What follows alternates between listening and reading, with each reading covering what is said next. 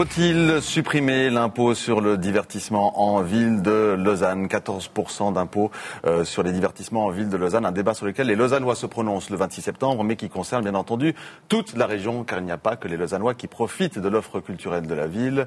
Et notamment, subséquemment, on a pu en parler sur ce plateau avec Michael Driberg, faudra-t-il renoncer aux méga-concerts qui visiblement font défaut dans la capitale vaudoise depuis quelques années? C'est l'objet du débat. Ce soir, avec nos deux invités, le plaisir de recevoir Rebecca Ruiz, bonsoir. Vous êtes présidente du Parti socialiste lausannois, favorable au maintien de cet impôt, donc non à l'objet de votation, c'est bien juste. Également avec nous, Gilles Mestre, bonsoir. Secrétaire politique du Parti radical vaudois, donc favorable à la suppression de cet impôt et donc oui à l'objet de votation le 26 septembre. Avec nous, bien entendu, vous, téléspectateurs et internautes, beaucoup de réactions, on peut le voir sur le site de notre partenaire lematin.ch et on en parlera, qui rythmera ce débat tout au long de cette demi-heure à venir, mais également des réactions sur notre site Facebook, latélé.ch, n'est-ce pas Maureen? Je propose de commencer par la réaction de George Morrison, qui est pour... Comment on dit ça? C'est drôlement compliqué avec cette votation. Il veut que la taxe perdure. Pourquoi? Parce qu'il prend l'exemple de Prix qui a aboli cette taxe et qui, depuis 92, dit-il, n'a accueilli que les Spice Girls. Alors il se pose d'abord de 1. Est-ce que ces grosses productions, c'est véritablement de la culture? Et est-ce que, véritablement, abolir cette taxe, c'est faire revenir des méga-concerts? Eh bien, il n'en est pas du tout sûr. Parce que c'est la question, effectivement, qu'on posait à nos lecteurs du matin et aux téléspectateurs. Faut-il se priver de ces méga-concerts? Parce que c'est un des éléments très concrets qui a été beaucoup amené sur la table, Gilles Mestre, pendant ce débat. Et ce que dit notre internaute, dans le fond, l'offre culturelle n'est pas terrible. Est-ce que c'était vraiment un problème de se priver des Spice Girls pendant 10 ans? Alors, d'abord, je vais démentir ce que l'internaute a écrit. Pour la raison bien simple, c'est que je me suis effectivement renseigné auprès des producteurs. Et que Prix, eh bien, prochainement, au mois de novembre, il viendra. Et puis, un match de catch organisé, lui, par LMP, s'y produira. Ce qu'il faut savoir, c'est que l'effet d'une suppression prend du temps. Ce qu'il faut savoir aussi, c'est que Opus One et LMP se sont en trilangue avec la commune et qu'un certain nombre de négociations ont eu lieu, ce qui explique que les concerts ne soient pas revenus immédiatement après que Prix ait supprimé cet impôt. Moi, ce que je crois, c'est effectivement Michael Driberg et Vincent Saguer quand ils disent que Lausanne a des atouts. Ces atouts, c'est quoi? C'est une centralité en Suisse romande, c'est des infrastructures. Et ces atouts-là permettront, si l'impôt est supprimé, de faire revenir des artistes. D'ailleurs, deux artistes fameux, Alain Morisot et Marie-Thérèse Porchet, se sont engagés à revenir en cas de suppression. Moi, un petit peu moins connu que Rolling Stones. Un peu moins connu que les Rolling Stones. Mais alors, on peut parler des Rolling Stones, on peut parler de Zingaro, on peut parler du Cirque du Soleil, qui, à cause de cet impôt, sont partis sous l'autre cieux, plus clément parce que sans taxe. Alors, c'est vrai que beaucoup d'acteurs de la culture, artistes compris, pas seulement les organisateurs, le disent. Nous ne venons plus à Lausanne à cause de cette taxe. Rebecca Ruiz, vous voulez priver la région de beaux concerts, de grands concerts? Bon, écoutez, je crois que tout d'abord, ce qu'il faut dire, c'est que l'offre culturelle à Lausanne, elle est exceptionnelle. Le nier ou ne pas le mentionner serait faire offense à tous ceux qui font vivre cette ville du point de vue culturel. Maintenant, sur les grands concerts, je crois qu'il faut être clair, vous l'avez dit, Monsieur Metz, vous avez parlé précisément d'infrastructures, on ne va pas forcément parler de prix et de Malais. Les infrastructures à Lausanne sont vétustes, si on se réfère en tout cas au stade de la Pontaise, et c'est la raison principale qui fait que les grands concerts soi-disant, enfin en tout cas, ne sont plus de mise à Lausanne. En parallèle, il faut aussi savoir que, on oublie de le dire aussi, c'est que les grands concerts ont guillemets disparu de Lausanne quand l'Arena a été créée, qui est une salle qui est beaucoup plus adéquate, beaucoup plus adaptée pour ce type de manifestation. Enfin, je dirais que si on doit maintenant se focaliser uniquement sur les grands concerts, dans le cadre de cette votation, la municipalité a préparé un compte projet indirect et que dans ce compte projet est prévu la possibilité pour les grands organisateurs de concerts de demander une subvention particulière s'il devait y avoir un grand concert. Vous le savez aussi, Monsieur Driberg, Monsieur Saguer ont dit si la taxe est supprimée, enfin l'impôt sur les divertissements est supprimé, il y aura peut-être 1 voire 2 grands concerts à Lausanne. Donc c'est bien de ça dont on parle. Plutôt que de faire d'un impôt, excusez-moi, un impôt et une subvention en retour, il vaut mieux pas supprimer l'impôt tout simplement, ça éviterait des allers-retours un peu inutiles. Alors évidemment, si on se focalise que sur les grands concerts, on pourrait adopter ce type d'argument. Le problème, c'est qu'en supprimant cet impôt, on va juste faire un cadeau de 3 millions aux exploitants de boîtes de nuit, aux exploitants de grands cinémas à Lausanne, alors qu'aujourd'hui cet argent est dans les caisses, vous êtes d'une mauvaise foi crasse. Dans les caisses communales. Oui, mauvaise foi pour plusieurs raisons. D'abord, parce que l'Arena a été créée dès le moment où l'impôt sur les divertissements genevois a été supprimé. Donc on voit là qu'il y a un effet sur l'offre. Beaulieu, vous avez parlé de la Pontaise. Moi, je sais comme vous que la Pontaise est en mauvais état. Mais ça n'a pas empêché d'organiser le concert des Stones. Il y a une année, concert des Stones organisé dans des conditions particulières puisque la Migros payait l'impôt sur les divertissements. Beaulieu, que fait la ville de Lausanne? Elle y investit 30 millions. Que fait le canton? Il y investit 20 millions. Que fait la fondation de Beaulieu? Il y investit 50 millions. 100 millions vont être investis dans Beaulieu, qui a un théâtre, 1800 places, qui est le plus grand théâtre de Suisse romande et qui est régulièrement vide en raison de cet impôt sur les divertissements. Les artistes le disent, ils aiment Beaulieu, ils aiment ce théâtre, Linda Lemay, Laurent Gérard aiment cette salle et ils viendraient plus souvent si l'impôt était supprimé.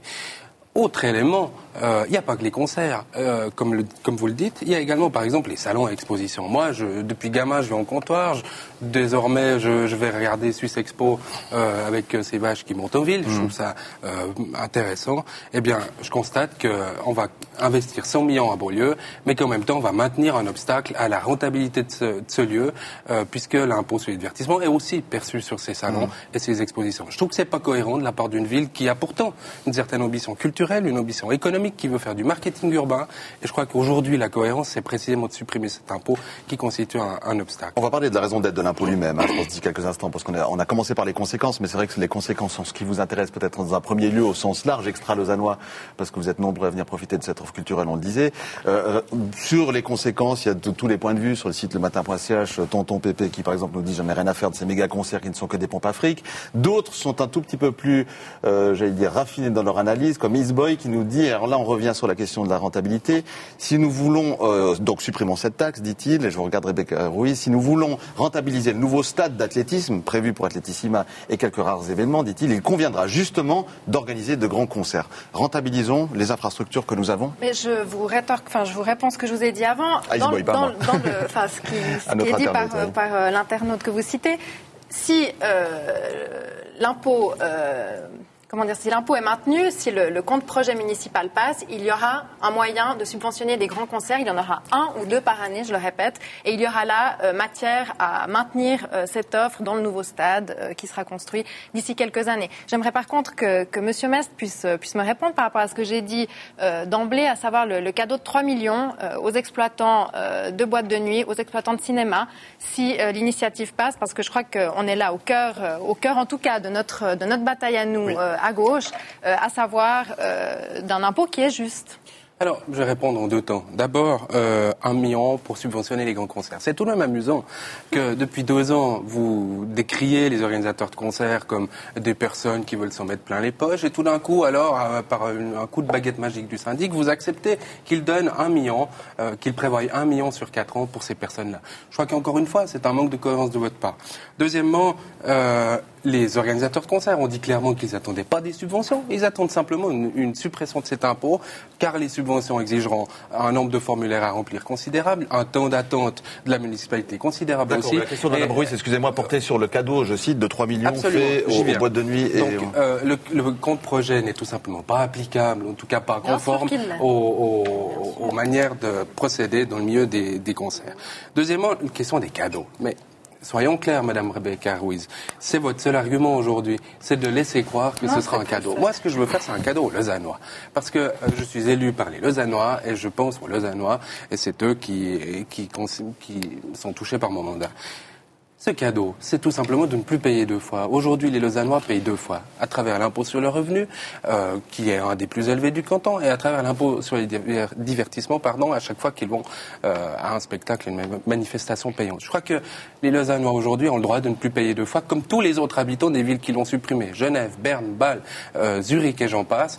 D'ailleurs, je suis pas le seul à le dire, même Sylvia Zamora, qui est pourtant socialiste et ministre de la Culture, donc elle connaît son sujet, prône également une suppression suppression. Alors, à moins qu'elle aussi veuille faire un cadeau à ses organisateurs. Arrêtons-nous peut-être quelques instants sur cette notion de cadeau. Vous dites un cadeau de 3 millions aux boîtes de nuit et cinéma et autres exploitants, en disant cet impôt est juste. Alors arrêtons-nous peut-être sur l'impôt lui-même. Pourquoi cet impôt existe-t-il? Pourquoi y a-t-il 14%? On sait que pas mal de villes, en Suisse romande, Genève l'a aboli, si on l'a aboli, Fribourg il y a toujours 10%, mais c'est en discussion. À quoi correspond l'impôt? En quoi est-il juste? Pourquoi y a-t-il 14% de taxes d'impôt sur le divertissement? Alors, vous me permettez avec cette question de rebondir sur un autre argument, car ce n'est pas le seul, Gilles Mestre, celui des cadeaux que je peux mettre en avant, c'est le fait qu'en payant cet impôt, les gens qui fréquentent les lieux culturels à Lausanne participent au financement de la culture qui aujourd'hui est assumé par Lausanne, en grande partie par la ville de Lausanne, par les gens qui habitent d'autres communes qui, au moment où ils achètent leur billet, participent aussi au financement de cette culture. Et le jour où cet impôt disparaît, c'est les Lausannois seuls qui devront payer la culture dont profitent tout l'arc lémanique et le canton. Je crois que c'est une des raisons d'être de cet impôt. J'imagine mal la municipalité de Lutry vous demander une participation pour aller à la plage de Lutry parce que vous n'êtes pas parce que vous ne payez pas vos impôts à Lutry. Enfin, est-ce que là, on ne va pas comparer une plage aux frais occasionnés par l'existence d'un théâtre, d'un opéra.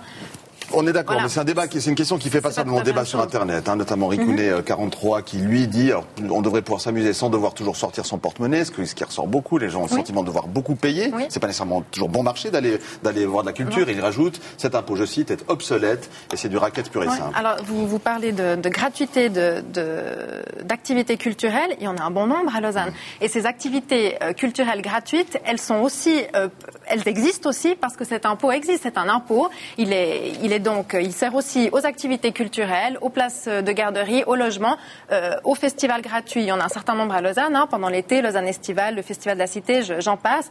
Voilà. Donc, précisément, en abordant le fait qu'il faut toujours payer, l'internaute donne raison à notre argument, à savoir que cet impôt est juste et participe aussi aux activités culturelles. Cet impôt est totalement injuste, puisque les Lausannois le payent 2 fois. Mais ça, je l'ai déjà dit. Mais je vais sur les habitants extérieurs à Lausanne qui profitent de l'offre culturelle lausannoise. Vous avez posé la question du sens. Le sens de cet impôt, c'est un sens qui date, comme l'impôt sur les pianos, d'un siècle à peu près. Et cet impôt consistait à faire payer les riches lorsqu'ils se divertissaient pour financer les prestations que la ville donnait aux plus pauvres. On est loin de cette situation-là aujourd'hui, précisément parce que la culture s'est démocratisée, parce qu'elle est désormais accessible à tous. Donc déjà, rien que cet argument-là de l'évolution de la société et de l'accessibilité à la culture me fait penser qu'il faut supprimer cet impôt, parce que son sens initial est tombé. S'agissant de la région, alors on est au cœur du sujet, et on est au cœur du pouvoir rose, rouge, vert lausannois. Pourquoi? Parce que depuis 20 ans, la majorité rose, rouge, vert dit on doit maintenir cet impôt pour permettre aux gens de l'agglomération de participer à l'effort culturel de la ville-centre.